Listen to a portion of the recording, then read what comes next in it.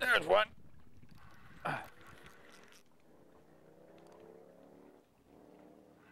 Feels like a pretty good fish. Hunkering down there.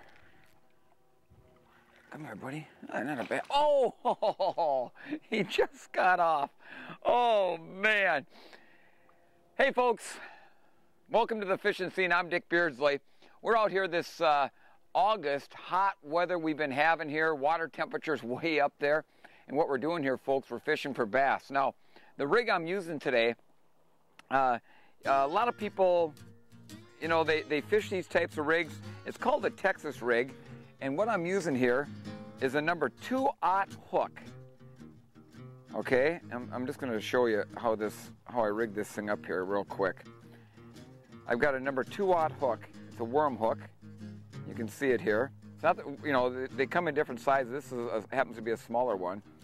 And then what I'm doing here, I've got a Gamakatsu worm here, plastic worm, and you thread it down, put the hook in the top of the worm like this plastic worm, take it down about 1/2 inch, and bring that hook out like that. And then pull the shank of that hook down, and then when you start pulling in the eye, you want to turn it then, and pull it all the way to where it just about starts coming out of that hole there. And then what you want to do then is take the end of that hook, put it all the way through. You can see it protruding out, and then it'll suck back just a little bit. And then that's basically a weedless rig you got there. And then for a weight, what I've got here is a slip sinker. Slides up and down, 1/8 ounce. And then what I'm doing is just casting out and working those baits back and forth, right off the bottom. Let's get back where we can get some fish.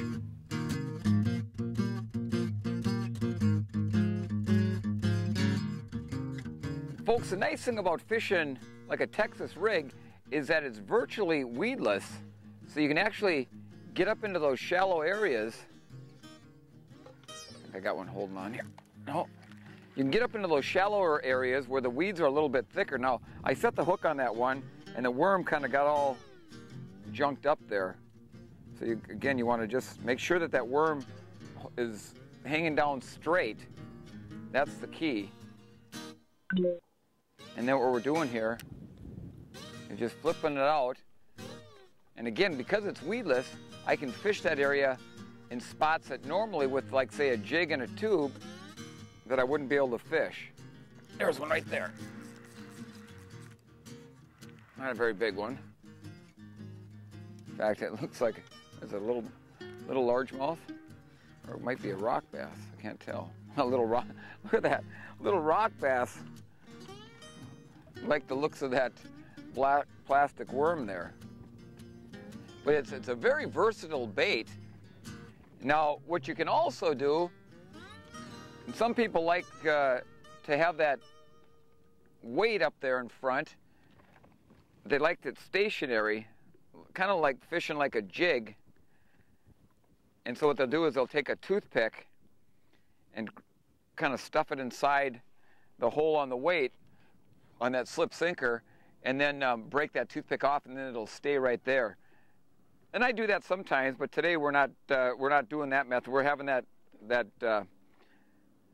weight kind of move up and down a little bit here. So I'm going to redo the worm here. And you can get quite a bit of use out of one worm. Once they start really getting messed up and falling off and getting all chewed up, then you know it's time to change it. But you can usually catch a few fish on them. So what I'm doing here, on this particular spot here, there's a little bit of a weed edge, a deep weed edge that comes out in here. Oh, I just missed one. Weed edge, and it gets real shallow up on top, and then it drops off pretty quick. And I'm working this rig right through the edge of the weeds and actually up into the weeds a little bit until I get to the outside edge, and then I'll let it drop off to the bottom there. Don't go away. There's more bass fishing in just a moment. When I'm spooled up here now, I've got 10-pound monofilament line on here, and actually, excuse me, 14-pound. And the reason I got a little extra heavier line on fishing this type of rig is because I am casting up into the weeds a little more. And if I get a, especially a bigger fish on there, I'm going to need that extra strength in that line to kind of get them horsed out of there.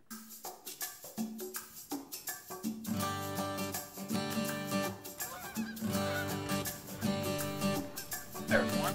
Not a very big one, but it's a bass. There he comes. Look at that plastic worm, folks. It worked its way right up the line there. Come here, buddy.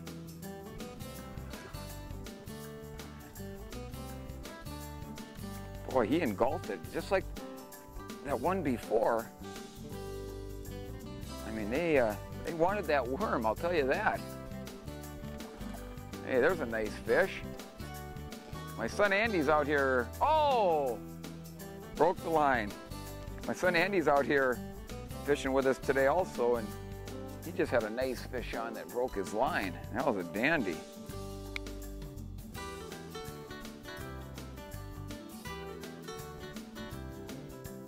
You know what I'm going to do here, folks? I'm going to show you something.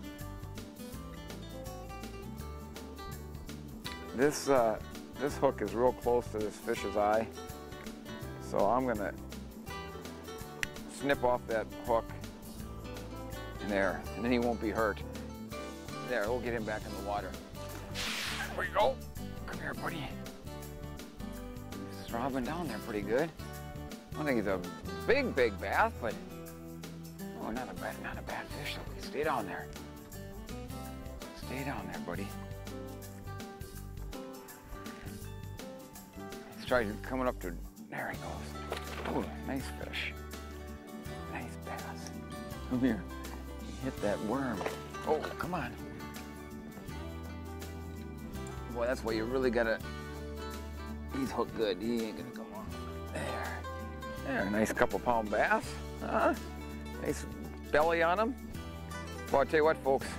The line just tightened up on him, and didn't really feel him take it, but that line just tightened up. And you know this: when that line tightens up, it's got to be a fish on there. And so I just take the chance, or don't take the chance, and I just tighten up my line then, and then, boy, you really got to whack him. And I whacked him good. Hey. Come on, buddy. Oh, boy. I really got him hooked in there good. There we go. Nice fish, huh? Get him back in the water. Folks, I'm going to show you something here. Getting that hook out, it kind of got bent down, so I'm going to turn that hook back out just a little bit. Open up that gap a little bit, especially on those largemouth bass. You want to have that gap wide. You'll have a better chance of hooking up with that fish. Now, they can kind of mess up your worms here a little bit. Also, make sure that that knot is back up on top of your eye or your hook there. That can really kind of goof things up too. So now, I'm going to run that hook back up there, and we are set to go. All right, that was fun. I tell you, that Texas rigging worms is, again, it's a different, something that they don't see a lot. You know, I like to fish tubes, and I think a tube, plastic tube is just one of the most versatile bass baits you can possibly fish. But sometimes it's good to, change things up a little bit and see if they'll go after something else. And you get on a lake that maybe doesn't get hit hard with bass, but maybe you're out there fishing like with the tubes. Throw a plastic worm down at them. Hit something that looks a little different, and boy, a lot of times they'll really whack it, because what happens is, if you're hitting the same, say you have a cabin on an area lake and you're out there bass fishing, they can kind of get almost used to particular baits where they'll think, oh, I've seen that one before and it didn't feel real good. So throw something different at them. Just see if that, might make a difference, especially if the bite's a little bit slow. and you can fish, you know, you fish them virtually the same way. You know, you just pitch it out there and just work them slow back to the boat.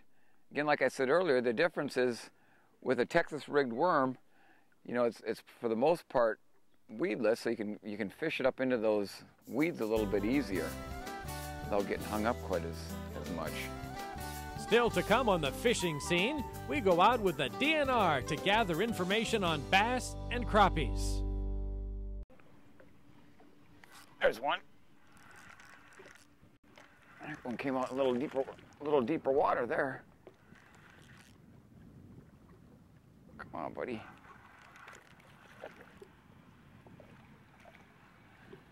Not a real big bass, but what I did this time, folks, is I still going with a plastic worm, but I switched over to a Berkeley Gulp worm, and he gulped it down. Let me get that bass back in the water. The Gulp worms are really super scented, like 600 times what a natural, like say, nightcrawler would be. So they're really, really scented. Now the thing is, at the end of the day, folks, when let's say you're using some Gulp bait, no matter what kind it is, whether it be a plastic worm or they make all different kinds of Gulp bait, what you want to make sure though is that you take it off your hook and throw it away. If you leave it on your hook, it dries out on there and it's really tough to get off. You got to use a knife or a scissors. So there's just little tip there that I found out the hard way. First time I started using Gulp, I left it on overnight, and the next day I could hardly get it off. It was like cement. So, little tip for you.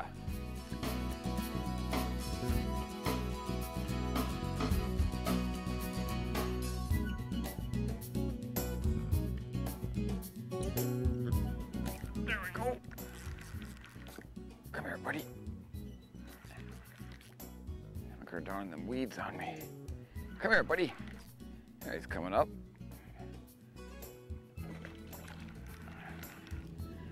Come here, pal. He hit that old Gulp, huh? Come here, buddy. Not a very big bass, but a pounder.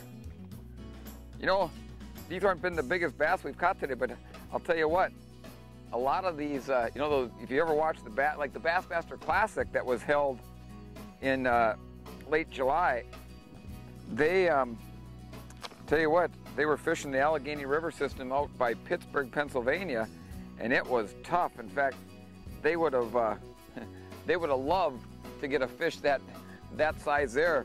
The winning weights were the smallest in the history of the Bassmaster Classic. Now, that doesn't mean that that isn't a good fishery where they were, but sometimes, you know, conditions are a little bit tougher, whatever it may be, and sometimes those smaller fish, like that one I just caught, for those guys that fish the professional circuit, they can be, in fact, let's just say this, Kevin Van Dam, who won the Classic this year, he won $200,000 catching fish just like that.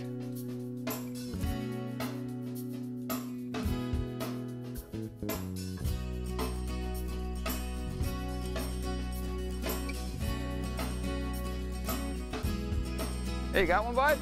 All right, all right. My son Andy's out here fishing with me today.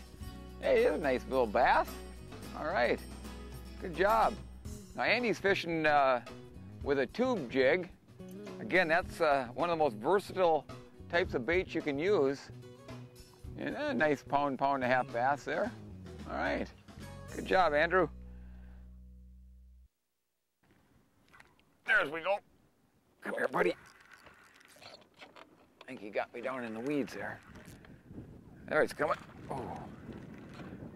Come on, buddy. There we go. Hey, not a bad bass.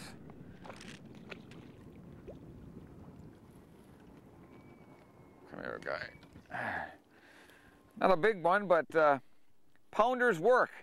On a tough day, pounders can be lots of fun out here catching bass on plastic worms, Texas rigged.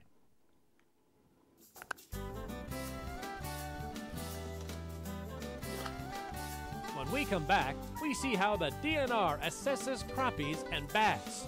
You won't want to miss this. use various sampling techniques to sample different species of fish when we do lake surveys. For example, for walleyes, perch, northern pike, white suckers, we'll use gill nets during a midsummer survey.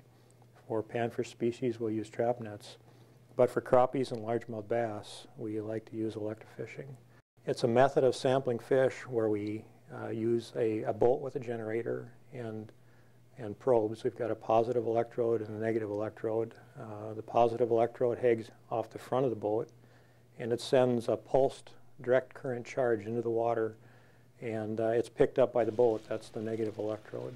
And it temporarily stuns fish, and we can scoop them up. We'll get an age structure and a size structure. So we'll take a length, a weight, and a scale sample, for example, to age the fish. So we'll know how many 1s, 2s, 3s, 4s are in the population. And it gives us an idea of whether or not a certain year class is stronger than another. It's a real effective way to sample fish when they're in shallow water, and that's why we do it in the spring, early summer, when those species that we're targeting are in those areas of the lake. So we'll do it either at night, or in the case that you came out with us, we did it as an early morning sampling. We're unable to sample black crappie and largemouth bass adequately with trap nets or gill nets, and so electrofishing gives us an opportunity to sample those populations and get what we call an index of abundance. We can't count the fish in a lake, obviously. We can't see them all. So we do sampling. We try to mimic the same sampling, same time of the year, same station, same length. If we're using nets, the same nets in the same locations at the same time of the year, so that we can compare one survey to the next survey and get an idea of whether or not the population is increasing or decreasing.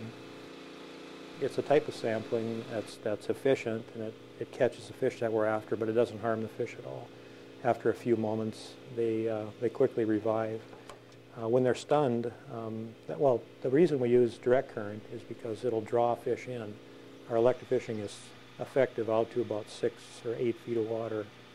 If we were using alternating current, there'd be no direction to the fish. The positive electrode actually pulls the fish in where they're stunned, and we net them up, we put them in the live well, and after a minute or 2 or 3, they'll completely revive, and they can be released back to the water unharmed. These species that we were sampling are species that we don't typically stock unless it's absolutely necessary, and these species are naturally reproducing on these lakes. It gives us more of a piece of the puzzle of the lake. It tells us about 2 species that are out there, and when we look at the overall management of a lake, it's one more piece of the puzzle, I guess. We can monitor those species to determine if they're increasing or decreasing. And if we see a problem, for example, the crappies have completely disappeared, we'll look for the possible causes. Was there a winter kill? Is there a loss of spawning habitat? Or is there some other problem going on in the lake that we should be doing something about?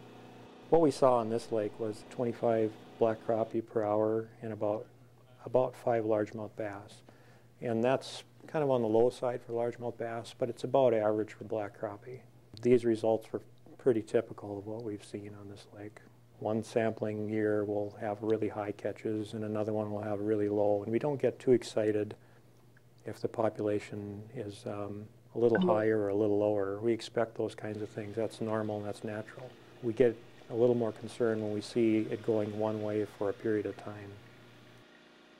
It's a technique that might surprise some local residents when they see us motoring around the lake at 10:30, 11 at night with big spotlights shining off the front of a boat with long poles extending forward and people dipping fish. It's likely us sampling fish species on that particular lake.